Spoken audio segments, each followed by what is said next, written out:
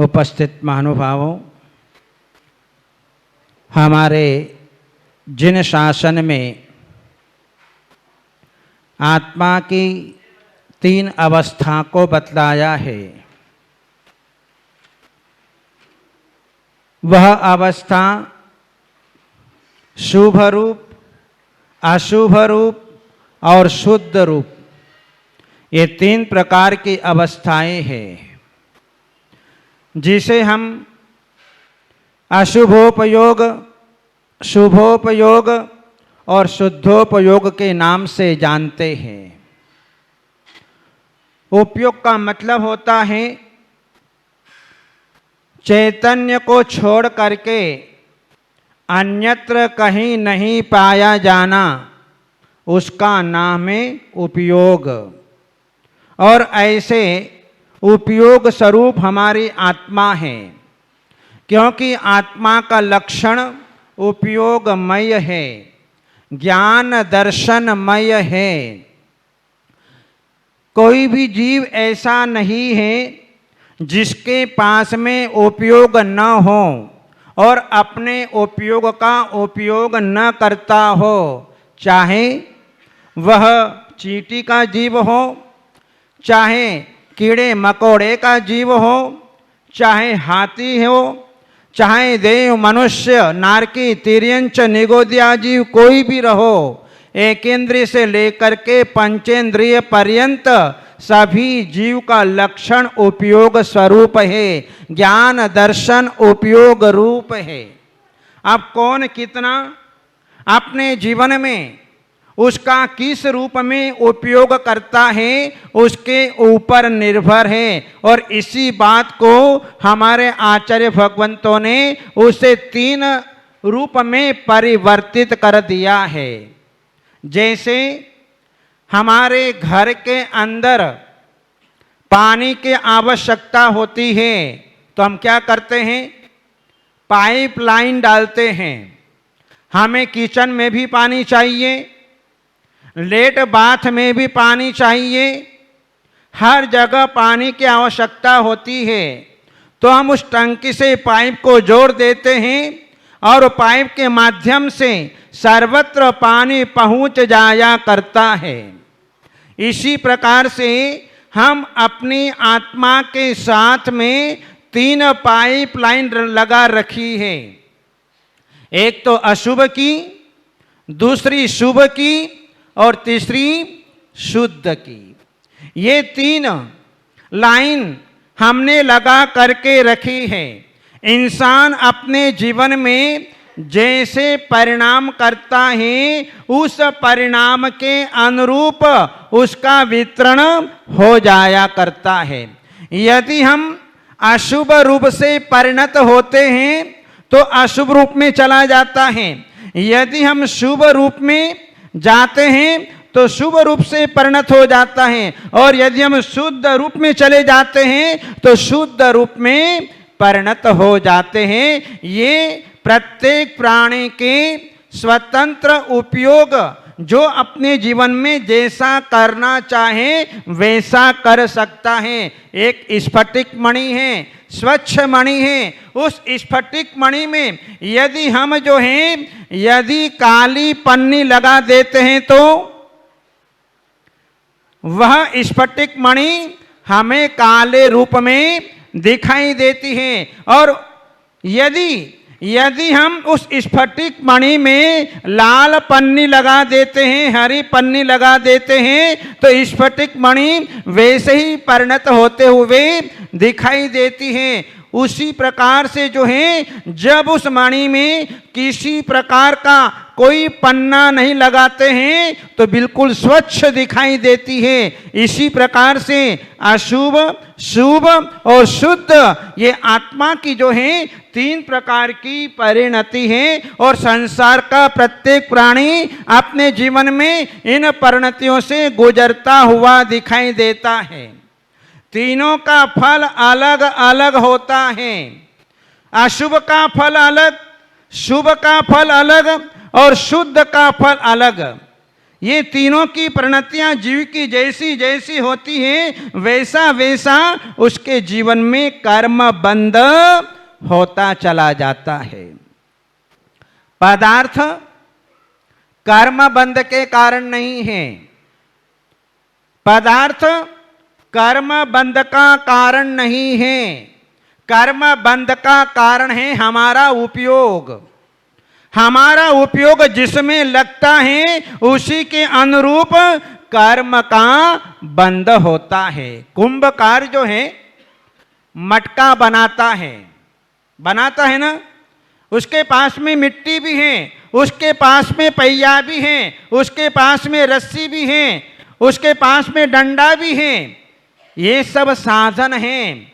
लेकिन यदि कुंभकार का योग उपयोग न हो तो कुंभकार घड़ा नहीं बना सकता। उस कुंभकार का उपयोग उस मिट्टी को बनाने में, घड़े को बनाने में लगता है, तब जाकर के घट बन पाता है। इसी प्रकार से संसार में बहुत सारे पदार्थ हैं, चेतन पदार्थ भी हैं, अचेतन पदार्थ भी है। लेकिन ये चेतन अचेतन पदार्थ हमारे कर्म बंध के कारण नहीं है। हमारा कर्म बंध में कारण उन पदार्थों के प्रति जो हमारा उपयोग गया है, वो उपयोग हमारे बंध का कारण कहा गया है। तो हम संसारी जीव अपने जीवन में सबसे ज्यादा अशुभोपयोग, हमारा ज्यादा समय अशुभ में जाया करता है। सवेरे से लेकर के शाम तक जब तक हम सोते नहीं हैं तब तक हमारा उपयोग अशुभ में जाया करता है। शुभ में उपयोग तो बहुत कम लगता है। यदि भगवान की याद आ गई तो शुभ में उपयोग आ जाता है।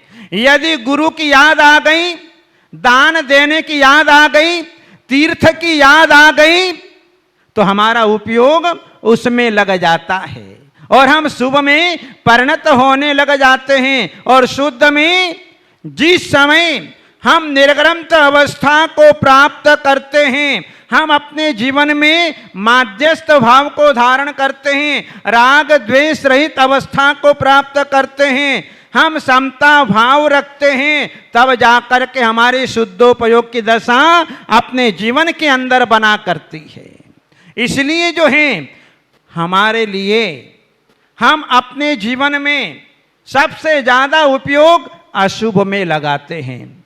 जहां हमारा अशुभ मन, अशुभ वचन और अशुभ काय जब उस रूप हम परिणत होते हैं तो हमारे अशुभ कर्म का बंध हो जाया करता है। और जब अशुभ कर्म का बंध होता है तो अशुभ कर्म उदय में भी ज्यादा आते ना, सबसे ज्यादा कर्म उदय में आते हैं। तो अशुभ कर्म, शुभ कर्म तो जो है बहुत कम उदय में आ पाते हैं, लेकिन अशुभ कर्म सबसे ज्यादा उदय में आते हैं, क्योंकि हमने वैसा ही बंद करके रखा है।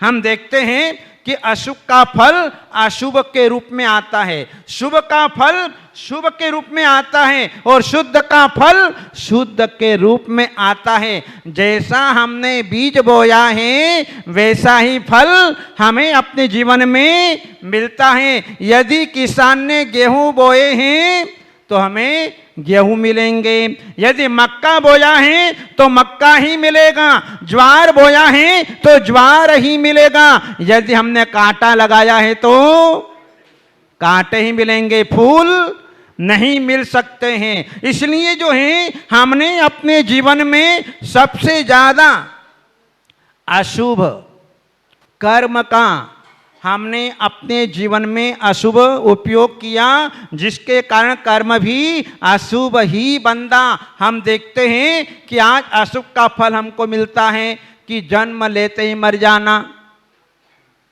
ऐसा क्यों हुआ? ये हमारा अशुभ कर्म कि हमने अशुभ उपयोग किया था, उसका फल हमें अपने जीवन में मिला कि जन्म लेते छोटा व्यक्ति लेकर के बड़े से बड़े महापुरुष तीर्थंकर भगवान भी इस संकट से नहीं बचे हैं।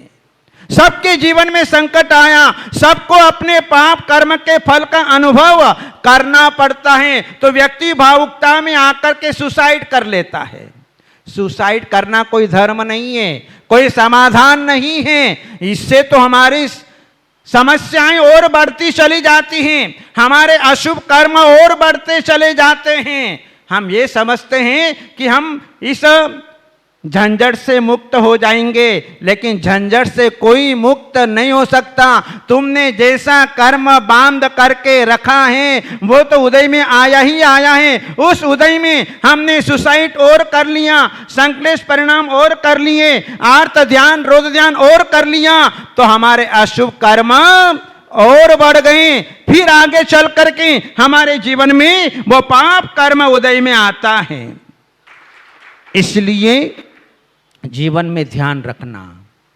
उस सेठानी ने अपने मन में कलुषित परिणाम कर लिए, पति की आज्ञा को जबरन स्वीकार करना पड़ा और जो है अपने घर चली गई।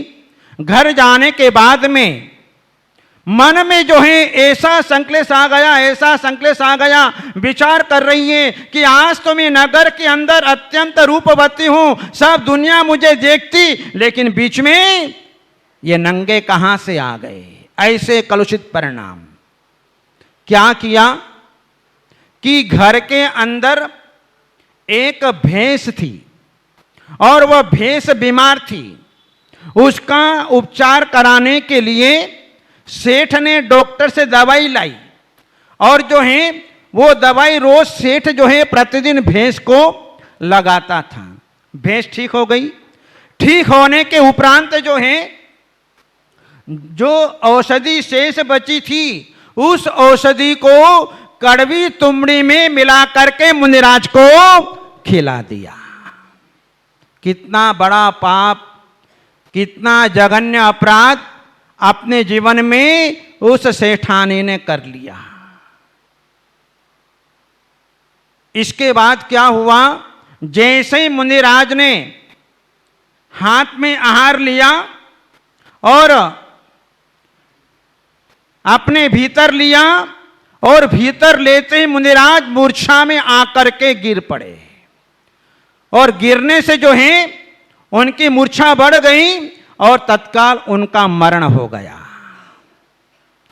मरण होने के उपरांत जब श्रावक लोग मुनिराज का डोला लेकर के आ रहे थे तो सामने से राजा आ रहा था कि आज ये अचानक अपने गांव में ऐसी कैसी दुर्घटना हो गई।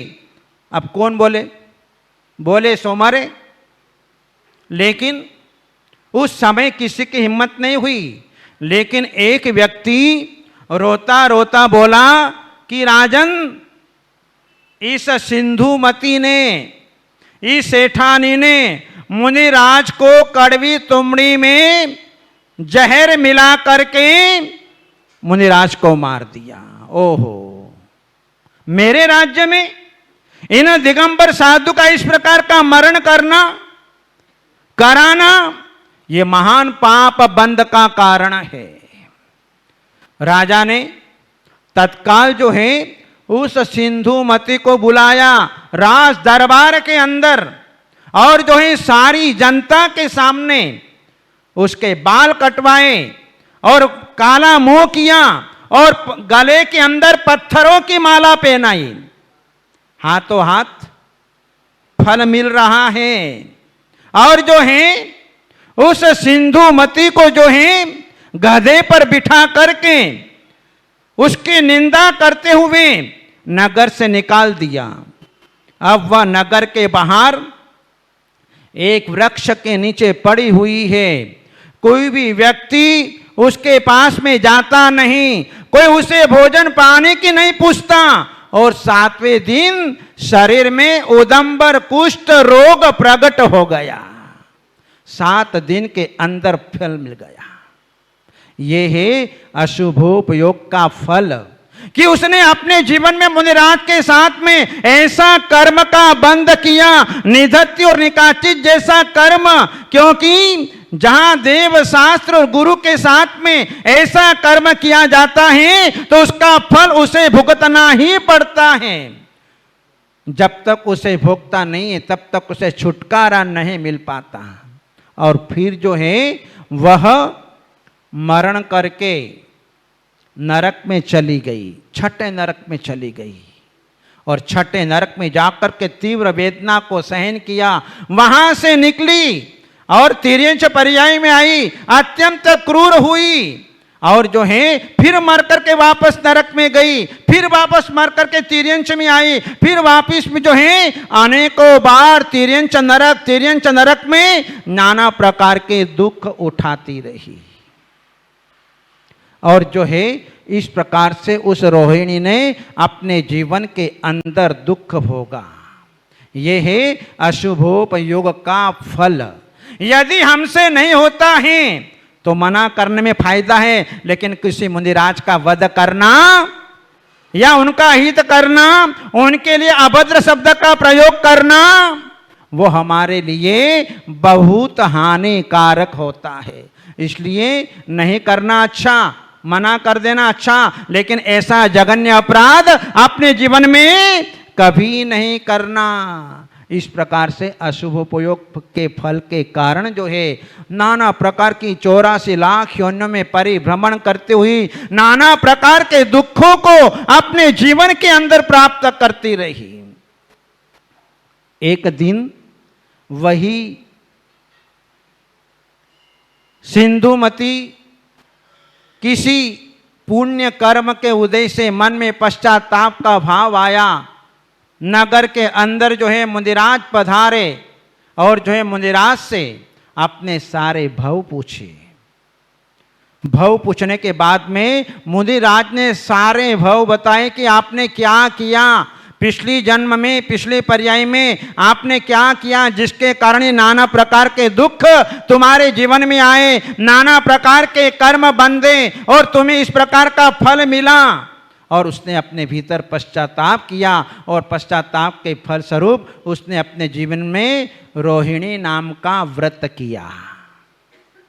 उस रोहिणी व्रत के प्रभाव से वे वापस जो है उसके पाप कर्म हल्के हुए और 1 महीने में एक उपवास, जिस दिन चंद्रमा रोहिणी नक्षत्र पर होता है उस दिन जो है निर्दोष उपवास करना पड़ता है।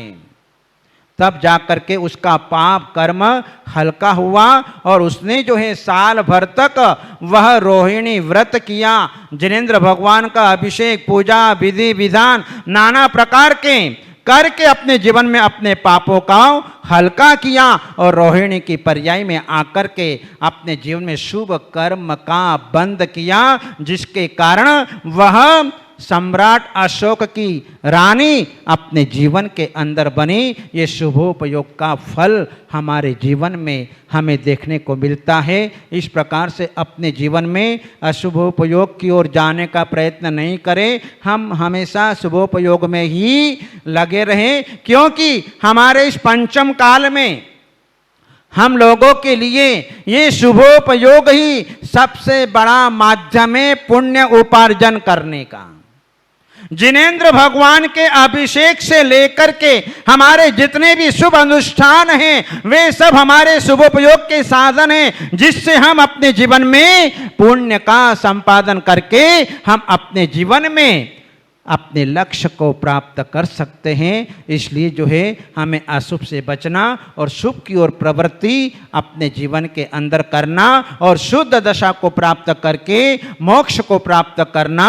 इन्हीं मंगलमय भावनाओं के साथ बोले चिंतामणि पार्श्वनाथ भगवान की